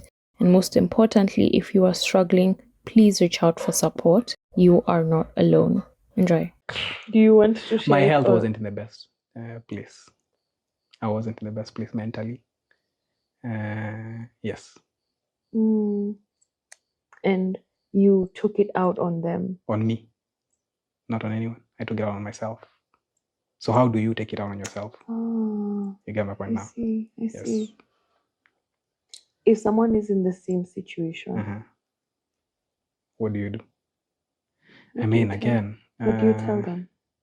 Just reconcile. Accept your, not accept your fate. I'm saying accept where you're at, reconcile where you're at, and then form a basis from there. And then also have the right people around. Because, yeah, actually, I would scratch what I said earlier. Have the right people around you. Have the right people around you, in the sense that people who know you for who you are and also are willing to be with you in moments when, you decide you want to behave like a douche. Yeah. I think that's behaving like a douche. Yeah, because it's selfish. It's very selfish to whoever is around you, or people who believe and people who, quote unquote, depend on you. So yeah, looking back that way, that is very selfish, by the way. It's a very selfish act. Yes. I look at it differently. How do you look at it? I think that person simply needed a lot of support and grace, and I don't think it. Can I ask you a question? Are you on socials? Yes. Yes. So recently we have had a few deaths on the timeline, on the Twitter timeline. And the one that I remember most was this guy who people have been quoting and saying, pick one thing and do it. Pick one thing even if it's not good. I can't remember the exact. That person, his whole timeline, he had been lamenting and calling out for help. So if you say, by the time he got to a point where he took his own life, he had been asking for help. So when you're saying that people shouldn't just sit, like you're saying it's all selfish, what was he meant to do now that he'd already asked for help and no one came through for him? But for that person in that state, I don't think the decision is selfish. So was it right for him to take his life? No, like logically and morally, maybe. Oof, this one is a slippery let's just one. speak plainly. Yeah. Morally and logically, no. Morally on what grounds? Let's quantify each independently. Okay. Logically. Okay. Let's not say logically. Morally. Morally. Let's speak to yes. Morally, because,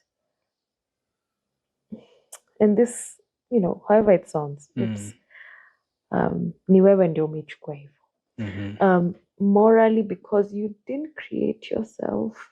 Okay.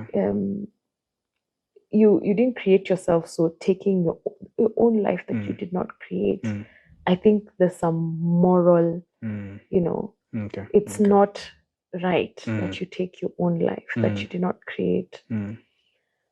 I really empathize with the mental state that you must be in to want to end it. Yes. And I think I get it. I get it, because some things can be very, very difficult to accept. Yeah. That it's like, I would much rather just this ends. Sleeping is not enough.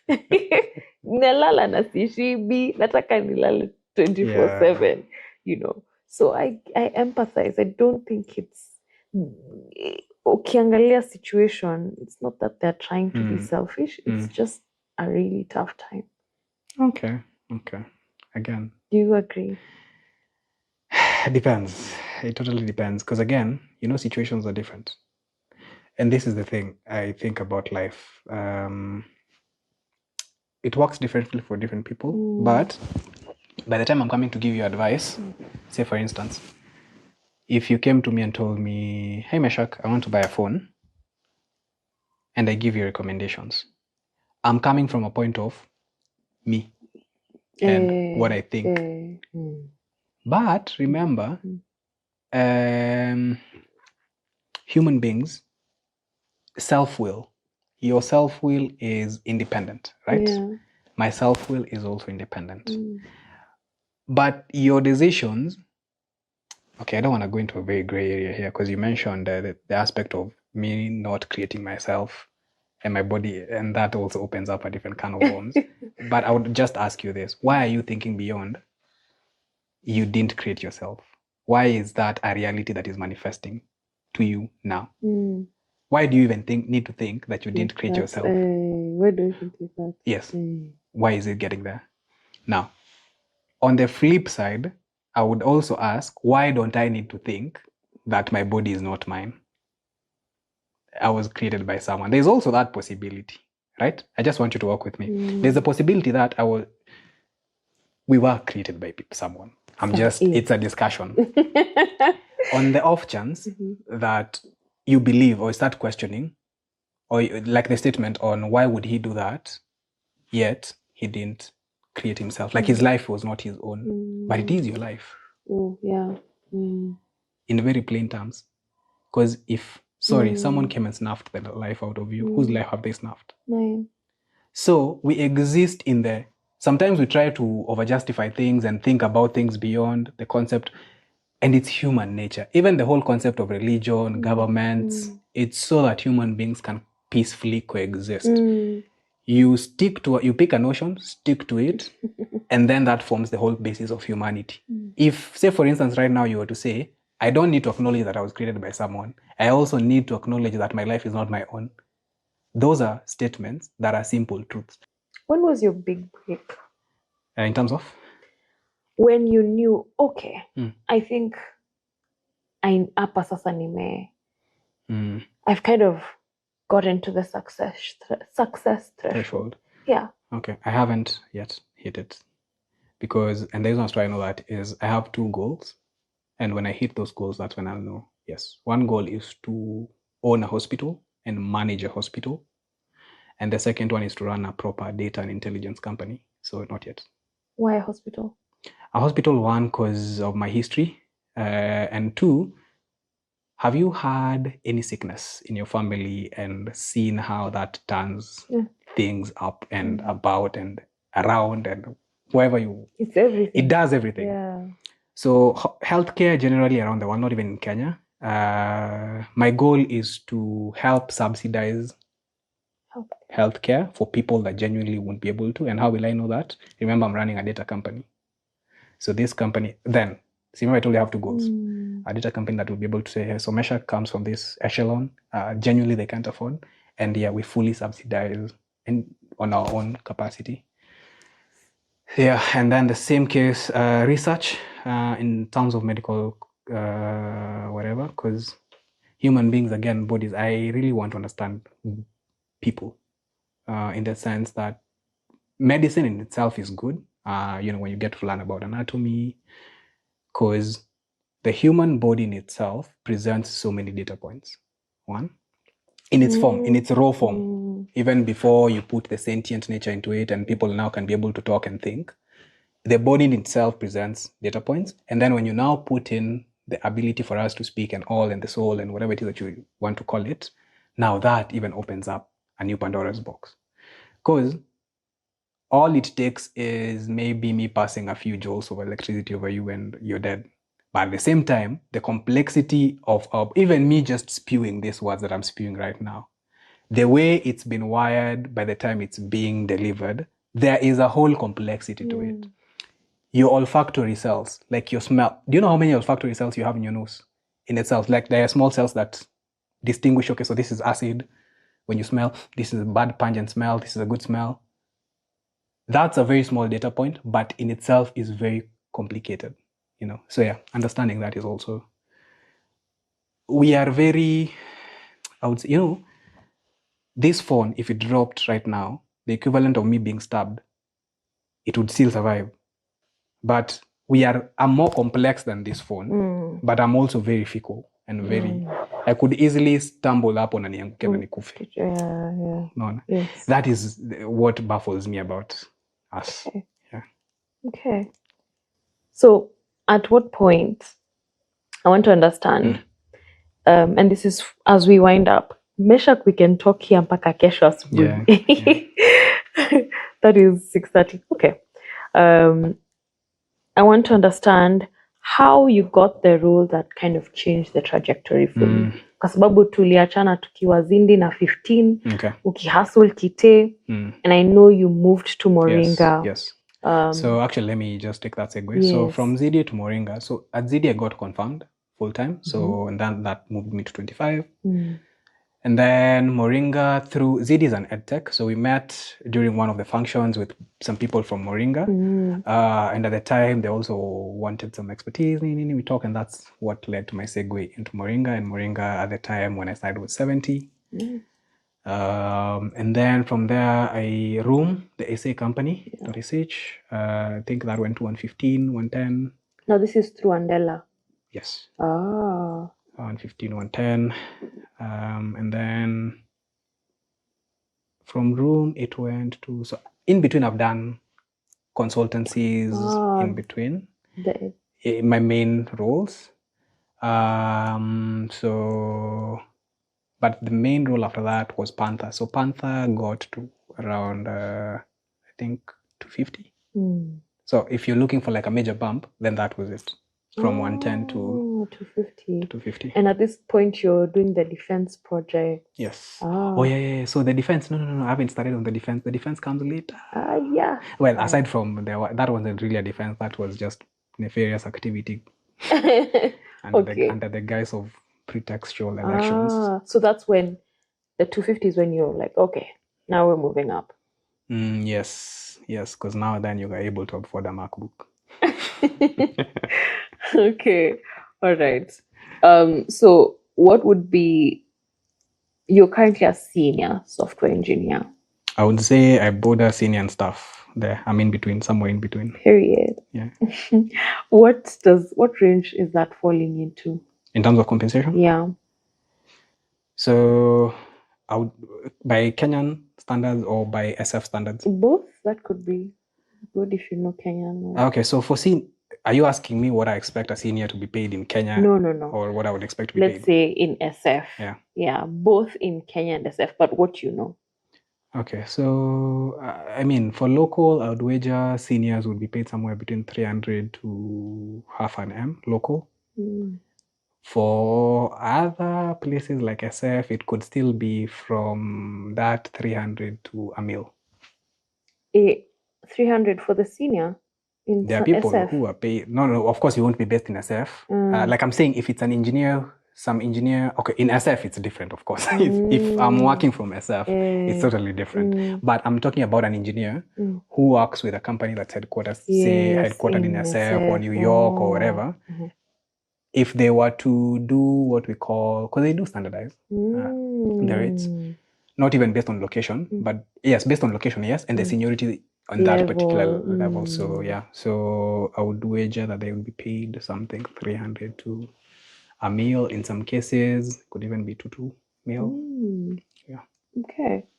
So here and your range, I'm trying to expect 3. Yes. Staff. So you can staff for staff. Yes, utakuwa hapo. For seniors, even for senior, you still, because the difference between a staff and a senior is, I would say, a staff works. You see, like I told you, I'm working on something that is foundational to the whole company. Like is used by multiple teams. Yes. So in our company, we have around, I think, 10 pods.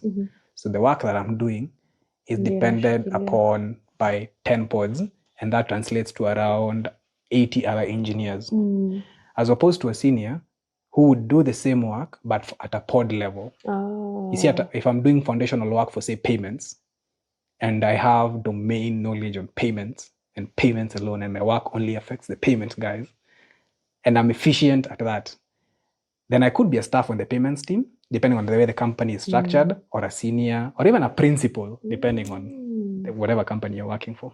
Okay. Yeah. So if you're to boil it down to 3 things, only 3 things that you think, I think these are the 3 things that have contributed greatly to my success. What would those 3 things be? 1, I would say favor. The favor in the sense that, you know, people say luck, and they, because I'd say there's a form of, you need to have a form of favor for for the universe to smile at you. From who? From the universe. Favor from the universe.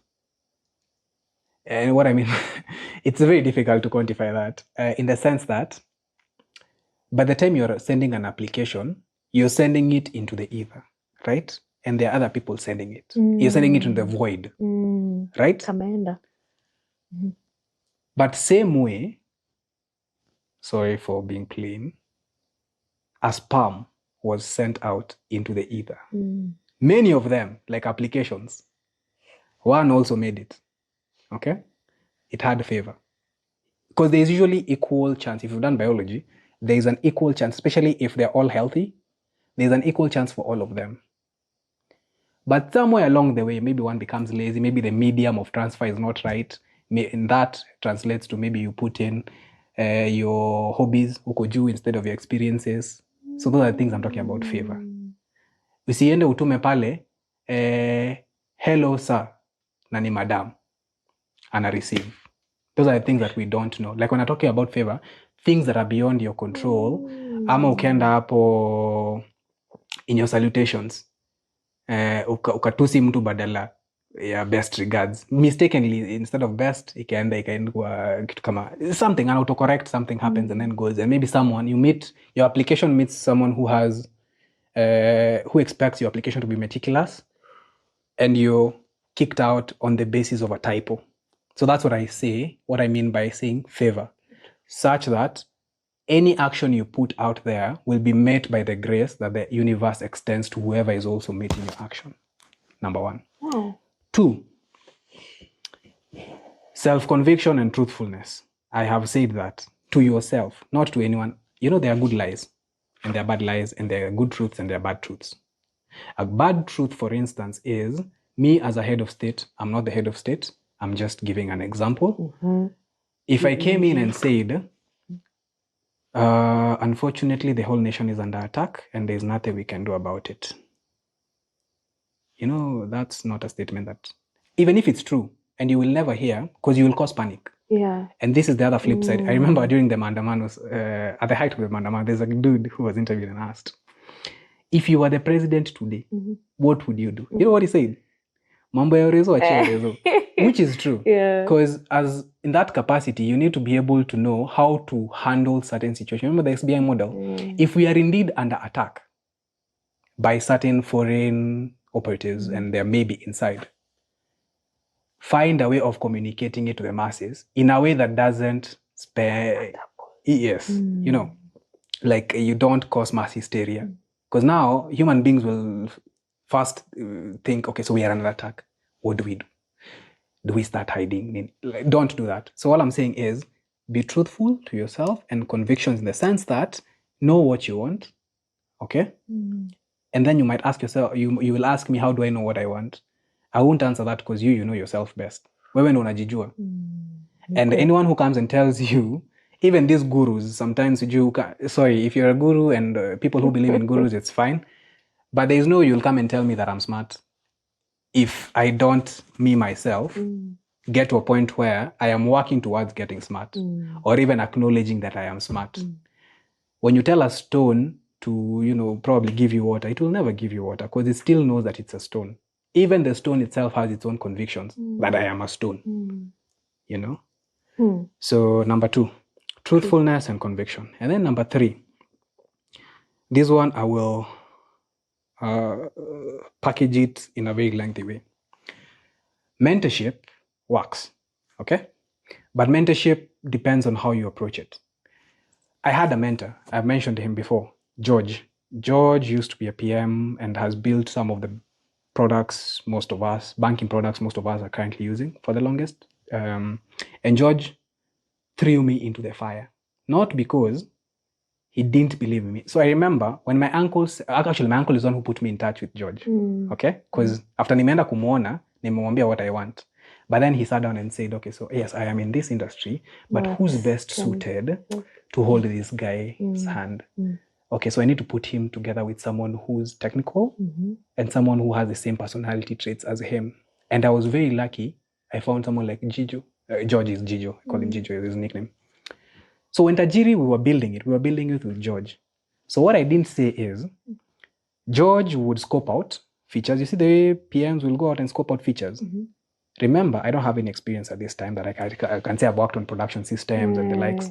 And he would just throw it at me and tell me, hey, Meshack, figure it out. We will have a sync. So we used to have syncs every day, like akimaliza job. So we would come, alafu anakam. Okay, so asubuhi tulikuwa tumesema una work on this module. Now walk me through what you work. Of course, by then nisha raise PR, ameangalia nini. And then he would correct. I don't know that you've noticed what's happened. He didn't assume and he didn't sit me down and tell me, okay, so this is the module we're going to be working on. Okay, so you need to do this, move this here, remove this here, move this. No. Chukua. Figure it out, and then later on, tutakuja, kama ulikuwa umeweka mawe size 23 hapa, usiweke top 23. Wacha to replace hii na mawe size 12. Because ndo inafit hapa vizuri. That, as opposed to being spoon-fed, najua, hii module niliangusha. Wacha nifanye hiyo vingine. So, what I'm pointing to is, mentorship works both ways. Ni wewe ujitume na mentor wako ajue what you're looking for. Mimi sitakuja ku spoon-feed. I won't spoon-feed in the sense that, you remember the convictions? You know what you're looking for. Ni wewe unitafute. Na ni mimi nikusaidie by giving you pointers. Eka mawe number 3 hapa. Eka number 4. Eka hii number 6. Sitakuja nikuambia haya, changanya simiti ratio ya 2:3. By the time unakuja kujenga nyumba, and if you're here kama mtu wa mjengo, I expect you to know some certain things. Hii mjengo umekuja kuja kufunza. Ulale tu. Haujakuja kulala kwa mjengo. So I will help you mix the simiti ratio na nikwambie kwenye unafaa kuplaster. Okay. So favor, truth and mentorship. And that one encompasses, having the right people around you also, support system, if it be it friends, be it yourself. You can be your own support system if you want to. And how you do that is, it's akin to what psychologists would say, adopting split personalities, in the sense that when you drop the ball, call yourself to order. Ujiambie, Meshack, hapo ulikosea. Be truthful to yourself. Kama mtu amekukosea, now that's relative. Because then I can't come confront you if we don't have any rapport or any, Okay. Let's wind up now, Meshack. A question that I think is very important to touch on. You've had such a vast, experience, very, very vast experience, wealth of experience in your career.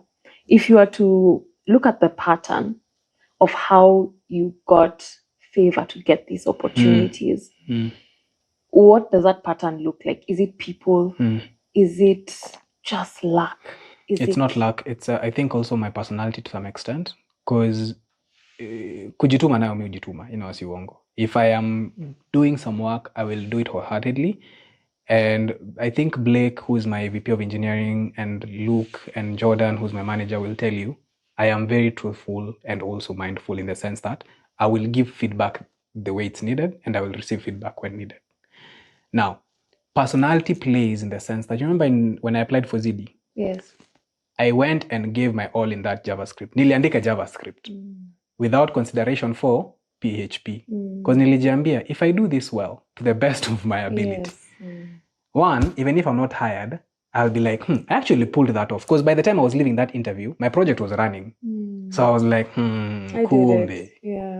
these things can be done, bwana. Okay. At a web service now I know what it means. Yeah, it was the web service. Alikuwa ametuambia web service instead of an API. You remember when I told you the interview? So now hata najua web service ni nini. Munitishi. So anyway, it points to personality. Be teachable. Most of the people that I've seen excel are people who can take a step despite their seniority. Blake today, if we get onto a call and we are debugging, you will probably say something or even give a point and he will acknowledge, okay, interesting. So that also plays a huge role. Just be someone who is teachable and someone who is also usikue, be a wholesome person in the sense that nikifunzwa, pia mimi, if I have the opportunity, I mean, if we're in a call and I have some certain view, don't hold it, share, Now, if you look at your jobs, what is ulizipataje? What's the pattern? Is it you got through people? Did you get through applications? Did you get through referrals? What does the pattern look like? So I'll walk you through quickly. So for ZD was application because I applied through the iHub jobs portal, and then MORINGA was through the event. Like when people say network. Now that was me networking. And I found someone and then they were hiring at the time. From MORINGA to Room, this was interesting. This particular time, they wanted to integrate a particular API and they didn't know the know-how. So si akaniambia ni aje Mesh unanisaidia. So nikaingia in the process, I noticed something with their API documentation that was off. And then I reached out to the CEO or CTO at the time on LinkedIn. Nikamwambia, hey man, so I was doing this and this and this. I came across this, remember what we talked about? And I feel like there's a bug here on one of your endpoints. And if you guys are hiring, I would be open to helping. Now, that's how Room happened. And then DT1 was through an application, but through also Simon Lee, who was the CTO at the time. I think he had heard of Tajiri at the time, and then that also played a segue because Tajiri was in the same space as DT1. And then after I left DT1, I decided I'm going to take a sabbatical. That's when I was telling you my mind space was not in the best place. And then James Galpin reaches out on LinkedIn. Hey man, we are hiring for this particular company. James was working with a company called Redbeard. James was Wycliffe's boss at some point. So that's how I get to meet Wycliffe also through this role. And then from there, so the defense contracts are won due to someone catching wind of the kind of work. So I do a lot of some bits of metal work. I do also woodwork up at kwa nyumba. I also do some bits of, I think around with electronics a lot. And through that, I got into embedded systems. Embedded systems led me to some country in, huko Manothan. Kuna vita saizi. But we did some work huko. And then through that, I have been able to get a few other government and contracts, military contracts, or rather defense, not military, defense contracts. Yes. Okay. Final word to the techies. Let's see. The world is changing very fast. I would say if you feel AI is a touch point in your life or you're worried about it, then you need to make a pivot because even banking institutions have been there from the word go from the days of barter trade, but it's just evolved in a different form. So right now we are slowly crossing over that verge into crypto and the rest, but the banking institution and the foundations of it still remain the same. Programming and writing code still remains the same. Think of whoever will be maintaining your hardware systems that the models are running on, who will be doing that. Even when they hallucinate, you will still need someone to do it. So just hone your craft. Be as good as you possibly be. You can be rather. And man, don't be mediocre. Don't settle for mediocrity. That's on period. You know, my favorite thing about this interview, I can pinpoint my favorite interviews, and they are with people who are very self-aware. And I appreciate your vulnerability. Thank you. And as always, we appreciate not with words,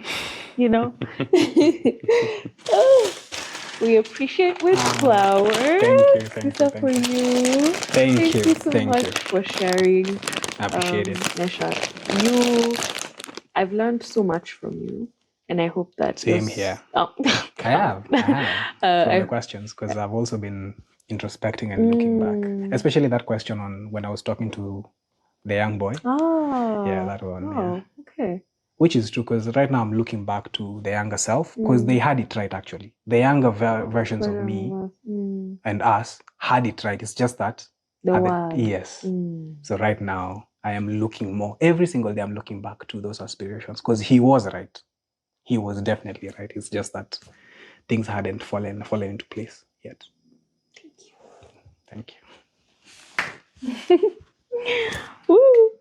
Thank you.